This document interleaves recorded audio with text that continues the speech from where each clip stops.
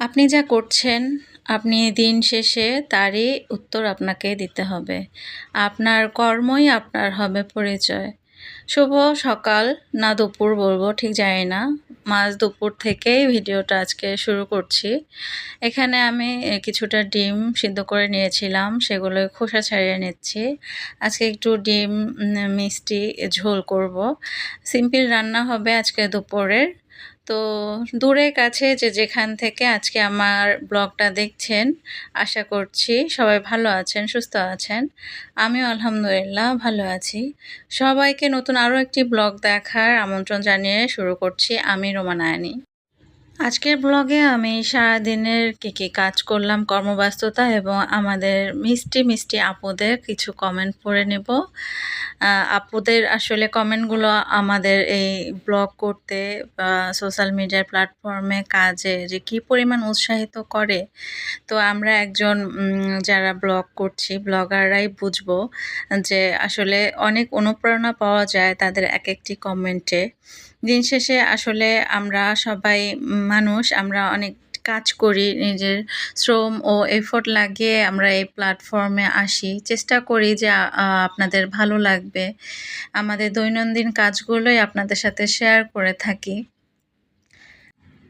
এই প্ল্যাটফর্মে আমি একদমই নতুন, তো আপুরা আমার যে গুণী আপুরা অনেক অভিজ্ঞ এই প্ল্যাটফর্মে, অনেক দিন যাবৎ হয়তো কাজ করছেন বা কেউ নতুনও হবেন।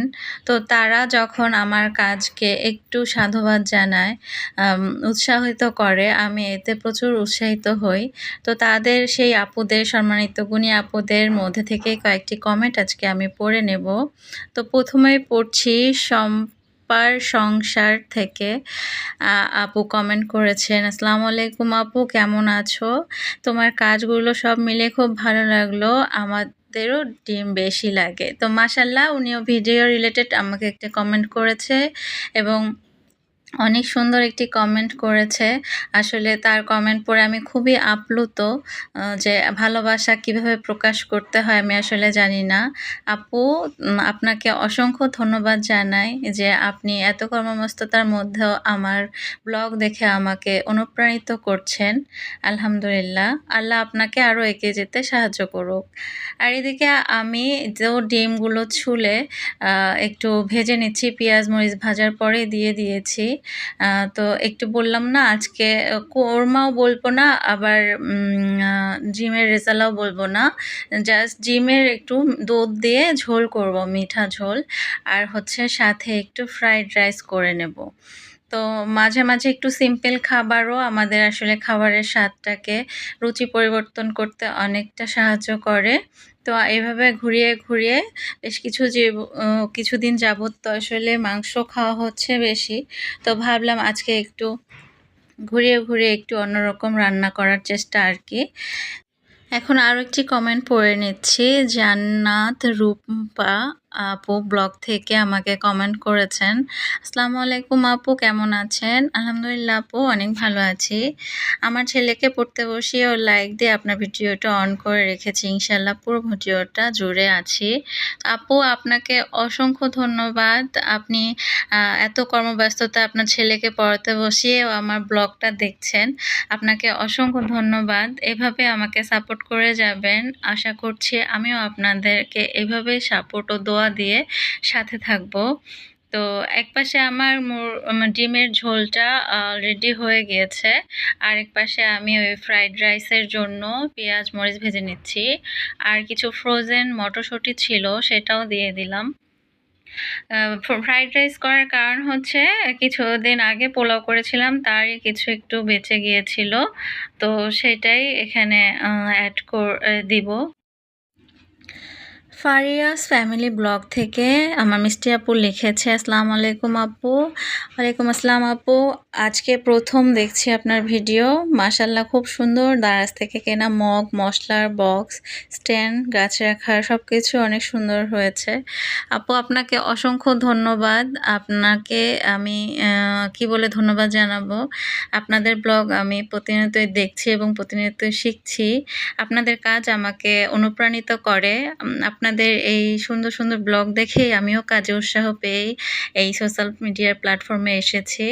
তো আপনাদের অসংখ্য ধন্যবাদ আমাকে এত সুন্দর মিষ্টি কমেন্ট করার জন্য। আমার মিষ্টি আপুদের কমেন্ট পড়তে পড়তে আমার এখানে প্রায় ফ্রাইড রাইস হয়ে গিয়েছে। আর এই পর্যায়ে যারা আমাকে শুনছেন প্লিজ একটা লাইক দিয়ে ভিডিওটা কন্টিনিউ করবেন। আপনাদের একটা লাইক আমার কাজকে আরও আপনাদের মতো মিষ্টি আপু ভাইয়াদের কাছে পৌঁছে দিতে সাহায্য করবে। আর যারা এখনও আমার চ্যানেলটিকে সাবস্ক্রাইব করেননি প্লিজ আমার চ্যানেলটিকে সাবস্ক্রাইব করে আমার চ্যানেলের পাশে থাকবেন।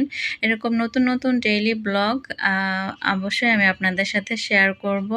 আপনাদের উৎসাহ যতদিন পাবো ইনশাল্লাহ আমি ডেইলি ব্লগগুলো আপলোড করতে থাকবো। তো এখানে রান্নাবান্না শেষ করে মেয়েকে খাবার দিয়েছি, ও খেয়ে নিয়েছে। আর বিকেলবেলা একটু বারান্দাতে গাছগুলোতে পানি দিচ্ছিলাম। তো সেই ভিডিওটাও আপনাদের সাথে একটু শেয়ার করে নিচ্ছি। একটু মেঘলা থাকে, তো মেঘলা থাকলে গাছটা একটু কম শুকায়। আর যদি মেঘলার বদলে একদিন রোদ উঠে যায় তাহলে গাছের গোড়াগুলো সব শুকিয়ে যায়। তো আসলে এজন্য প্রায় মাঝে মাঝে এসে বাগানে পানি দিতে হয়। নাহলে একদিন মিস হলে যদি রোদ খুব বেশি থাকে দেখে গাছের গোড়াগুলো সব শুকিয়ে গিয়েছে। যারা আমার চ্যানেলটিকে সাবস্ক্রাইব করে আমার চ্যানেলের পাশে আছেন তাদেরকে অসংখ্য ধন্যবাদ জানাচ্ছি। আর দেখেন কিছু গাছ আমাকে বারান্দার ফ্লোরেই রাখতে হয়েছে। এই কারণেই আমি এই র্যাক দুটো আনিয়েছি। ইনশাল্লাহ ওই র্যাক দুটোতে এই টবগুলো আমি তুলে দেব। তো বারান্দায় গাছে পানি দেওয়া শেষ করে আমি একটু মেয়ের জন্য পেন্সিল, খাতা এগুলো নিতে গিয়েছিলাম পাশের শপিং মলে। তো সেখানে একটু ভিডিও ক্লিপ আপনাদের সাথে শেয়ার করে নিচ্ছি।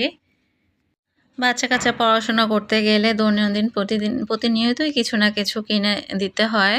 আজকে এটা লাগবে, কাল ওটা লাগবে। সেই পরিপ্রেক্ষিতেই আসলে একটু আসা। স্কুল ছুটির পর ওর প্রাইভেট ছিল, সেখান থেকে শেষ করে এই মার্কেটে গিয়েছিলাম। তো ওর কিছু প্রয়োজনীয় জিনিস নিয়ে বাসায় চলে এসেছিলাম। তো এই পর্যায়ে আমি আরেকটা মিষ্টি আপুর কমেন্ট পড়ে নিচ্ছি। জুই নেকাবি ব্লগস থেকে আপু লিখেছেন, চুলা পরিষ্কার করে পার্সেল ওপেনিং করে নিলে মাশাআল্লাহ তোমার সব জিনিসগুলো খুব সুন্দর হয়েছে। আপু আপনাকে অসংখ্য ধন্যবাদ। আপনি আমার ব্লগটা এত ভালোভাবে দেখেছেন। আমিও আপনার পাশে আছি। ইনশাআল্লাহ আপনার ব্লগও দেখতে আমার খুবই ভালো লাগে। এভাবেই সাপোর্ট দিয়ে আমাকে উৎসাহিত করতে থাকেন আপুরা। আপনাদের প্রতি অনেক ভালোবাসা ও শুভকামনা করছি।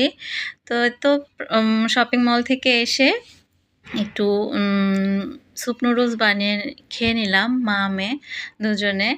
আর প্রচণ্ড বিদ্যুৎ চমকাচ্ছে, বিদ্যুৎ চলে গিয়েছে। জানি না কখন আসবে। মাঝে মাঝে এরকম হয়, চলে গিয়েই সাথে সাথে চলে আসে। আবার মাঝে মাঝে ঘন্টাখানেক মতো দেরি হয়। তো আমি আর আমার মেয়ে ঘরের মধ্যে ফেরি লাইট জ্বালিয়ে শুয়ে ছিলাম। আর এই তো একটু সময় কাটাচ্ছিলাম। তো বাইরে দেখেন কীরকম বিদ্যুৎ চমকাচ্ছে, জানি না আজকে কারেন্ট কখন আসবে।